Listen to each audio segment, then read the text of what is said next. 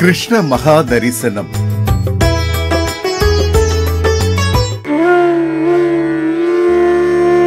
கிருஷ்ணர் இந்த பெயரை கேட்கும் பொழுதே நம் மனதிற்குள் இனிமையான குழலோசை கேட்கும். அவரின் மெல்லிய புன்முறுவல் நம் நினைவில் தோன்றும். கோபியர்களோடு அவர் கொண்டாடிய அழகான நட்பு நம் மனம் கவரும். காதலும் அன்பும் நட்பும் தர்மம் காக்கும் தன்மையும் நாவன்மையும் ராஜதந்திரமும் வீரமும் நம் மனதை நிரப்பி நிற்கும். அதரம் மதுரம் வதனம் மதுரம் நயனம் மதுரம் ஹசிதம் மதுரம். அதரம் மதுரம் வதனம் மதுரம் நயனம். ஆனால் இவை அனைத்தையும் கடந்த அவரது விஸ்வரூப தரிசனம் நம்மை பிரமிக்கவும் வணங்கவும் செய்யும் மகத்தான ஒன்று. அத்தகைய விஸ்வரூப தரிசனத்தை கண்டவர்கள் யார் யார்? அவர்கள் எந்தெந்த நிலைகளில் அந்த தரிசனத்தை கண்டார்கள்? அந்த விஸ்வரூப தரிசனத்தின் தத்துவம் என்ன என்பதை இந்த கிருஷ்ண மகா தரிசனம் நிகழ்ச்சியின் மூலம் காண்போம். வாருங்கள். மதுராதிபதேரகிலம் மதுரம் மதுராதிபதேரகிலம் மதுரம்.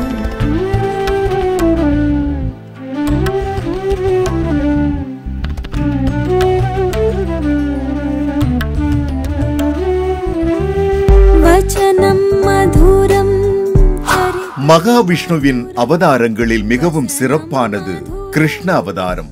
மற்ற அவதாரங்கள் எதிலும் நிகழாத விஸ்வரூப நிகழ்வு இந்த அவதாரத்தில்தான் நிகழ்ந்தது.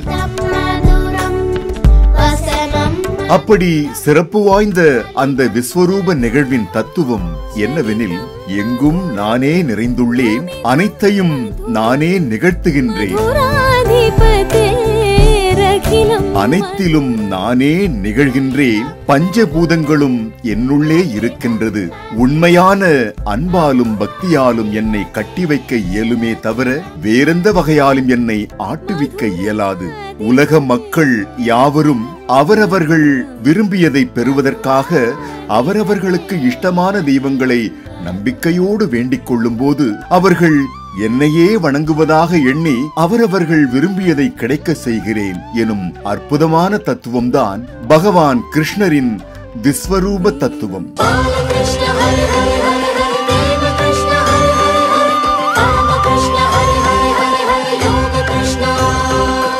அப்படிப்பட்ட சிறப்பு வாய்ந்த கிருஷ்ணரின் விஸ்வரூப தரிசன நிகழ்வுகளை ஒவ்வொன்றாக காண்போம். முதல் விஸ்வரூபம். கிருஷ்ணரின் முதல் விஸ்வரூப தரிசனம் மிக அழகான நிகழ்வு.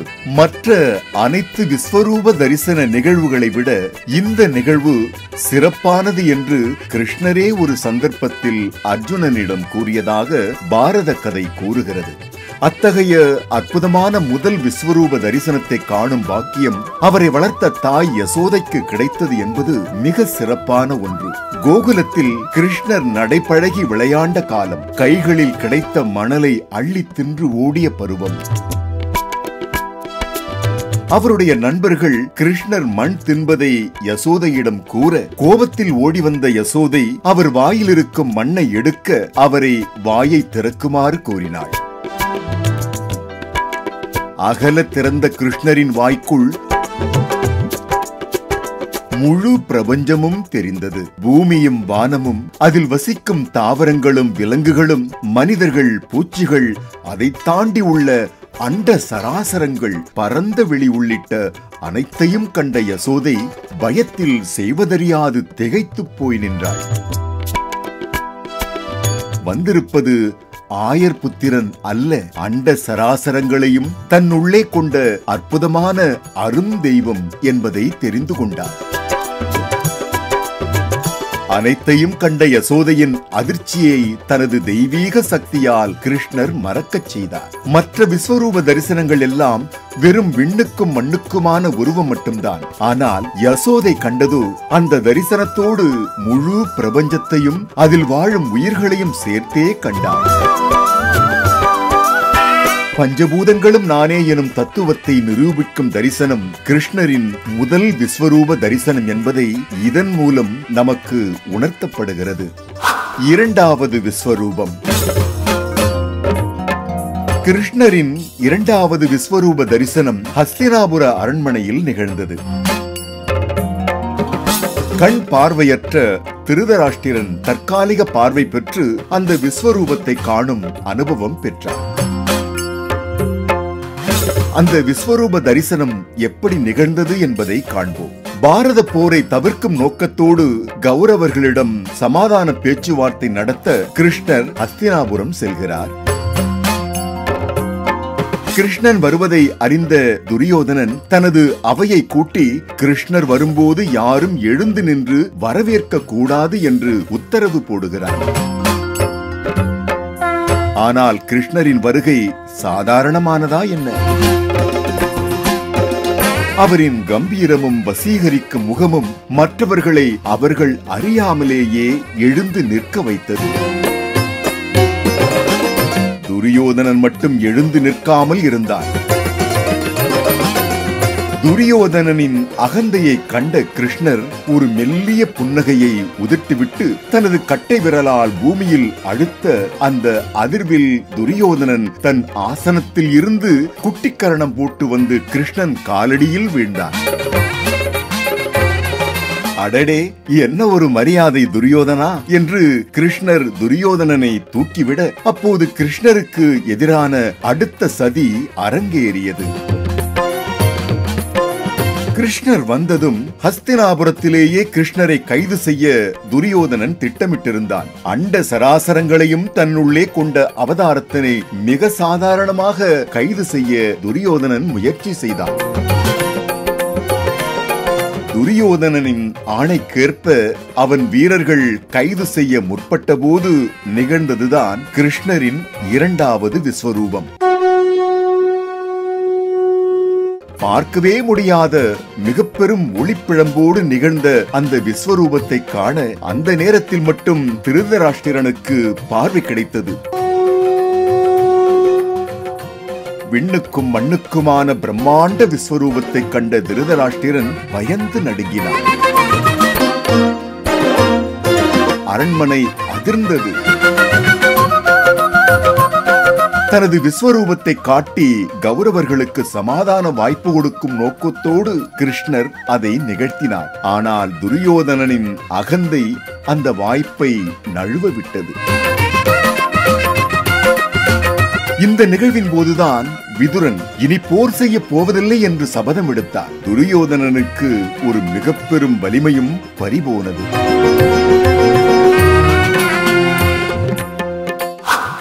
மூன்றாவது விஸ்வரூபம். கிருஷ்ணரின் மூன்றாவது விஸ்வரூபம் குருஷேத்திர போர்க்களத்தில் நிகழ்ந்தது. கடமையை செய்ய இயலாமல் மிக பெரும் குழப்பத்தோடு அர்ஜுனன் எனும் மாபெரும் வீரன் குழப்பத்தில் இருந்தபோது அது நிகழ்ந்தது. கடமைகளை பலன் எதிர்பாராமல் செய்யுங்கள், தர்மத்திற்கு எதிராக எந்த உறவுகள் இருந்தாலும் எதிர்த்து நில்லுங்கள் என்பதனை உணர்த்தும் வகையாக நிகழ்ந்ததுதான் கிருஷ்ணரின் இந்த மூன்றாவது விஸ்வரூப நிகழ்வு. அந்த நிகழ்வில் அர்ஜுனனுக்கு தெளிவு பிறந்தது. நம் வாழ்க்கைக்கு வழிகாட்டியாக கீதை உதித்தது.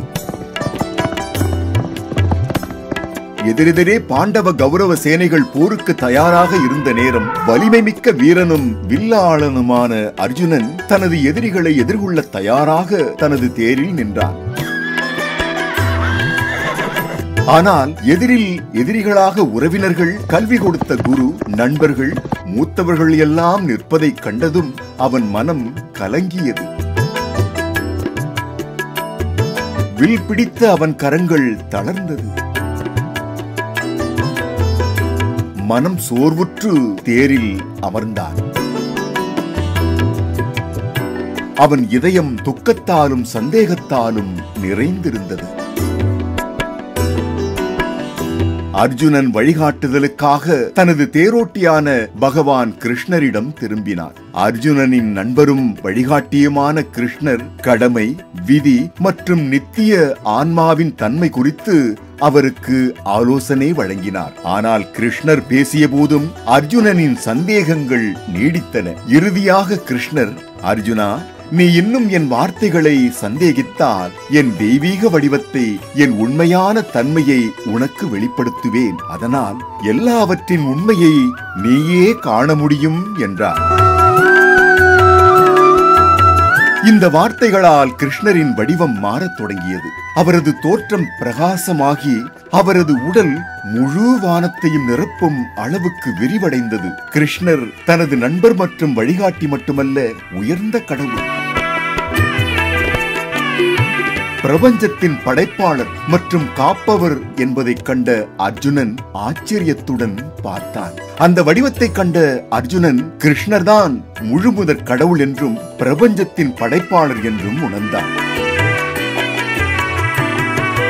அர்ஜுனன் பிரமித்து போய் கிருஷ்ணரின் தெய்வீக உருவத்தின் முன் மண்டியிட்டான்.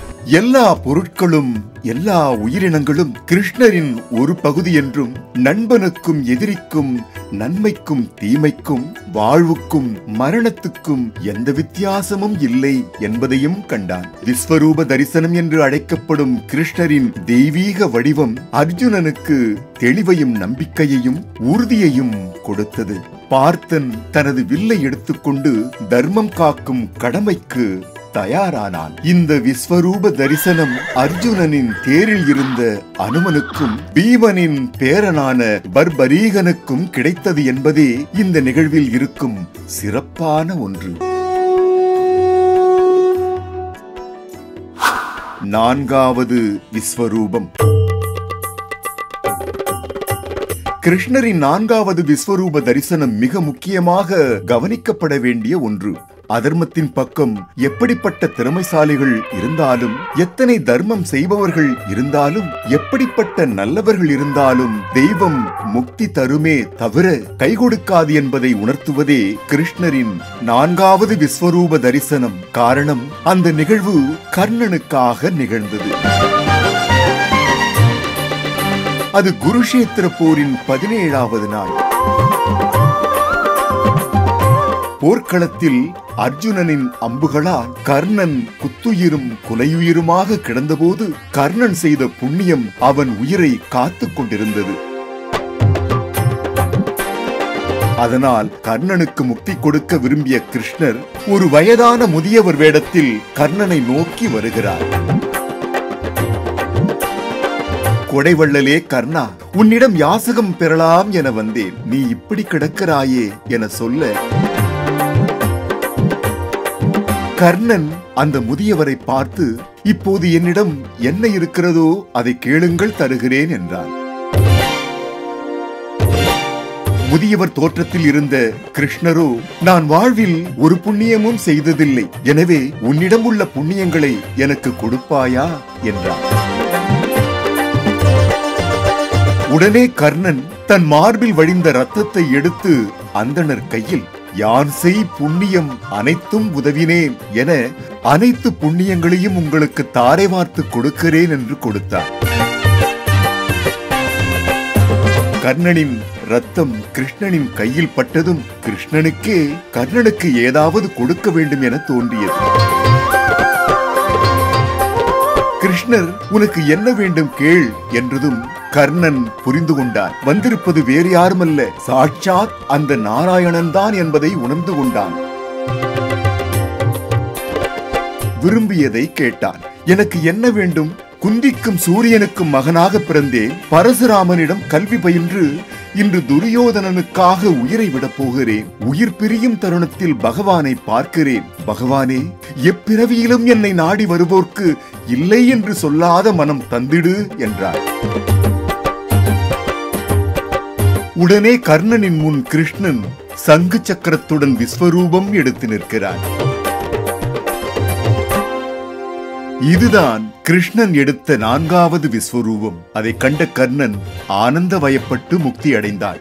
ஒருபோதும் தர்மம் காக்கும் தன் கடமையிலிருந்து சற்றும் தவறாத கிருஷ்ணர் முக்கியமான தருணங்களில் எல்லாம் தன் விஸ்வரூபத்தை காட்ட தவறவில்லை. உங்களுக்கு விதிக்கப்பட்ட கடமையை செய்ய உங்களுக்கு உரிமை உண்டு. ஆனால் செயல்களின் பலன்களுக்கு நீங்கள் உரிமை இல்லை. உங்கள் செயல்களின் விளைவுகளுக்கு உங்களை ஒருபோதும் காரணமாக கருதாதீர்கள். நாராயணா ஹரி கிருஷ்ணா நாராயணா ஹரி கிருஷ்ணா நாராயணா ஹரி கிருஷ்ணா நாராயணா ஹரி கிருஷ்ணா.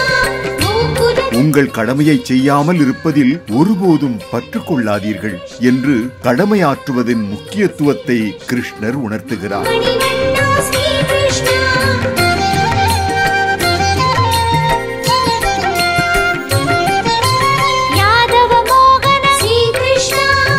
கிருஷ்ணரின் விஸ்வரூப தரிசனங்களும் அதனையே நமக்கு உணர்த்துகின்றன. அவரின் விஸ்வரூப தரிசனத்தை நாமும் வணங்கி அருள் பெறுவோம்.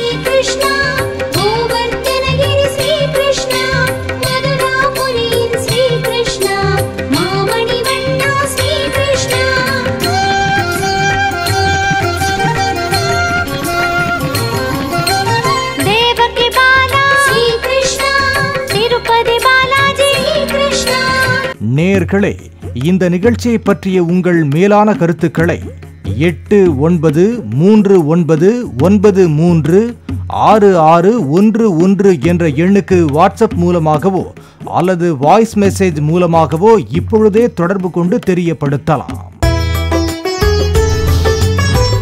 கிருஷ்ண மகா தரிசனம்.